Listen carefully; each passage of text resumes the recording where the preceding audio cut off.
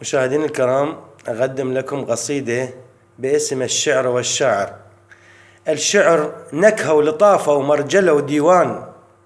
الشاعر لو صفن مهيوبة كلماته، صايود ورمح بيده ويطق بإحساس، إذا ما تجيس بيه ما يشبق آهاته.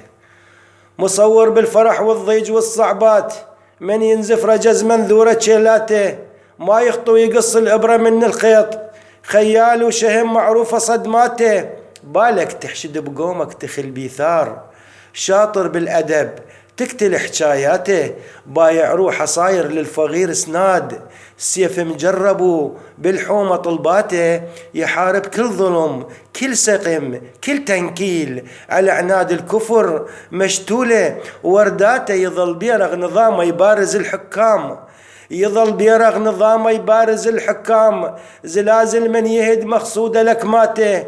الشاعر كالمعلم، بس معلم عام على كل الشعب، مفتوحة جلساته. الشاعر عندليب يسهر التعبان، الشاعر طير حر منشورة صفناته. إذا تلجم الشاعر شيل عنا بعيد، إذا تلجم الشاعر شيل عنا بعيد، مثل رش المطر تتعنى صولاته.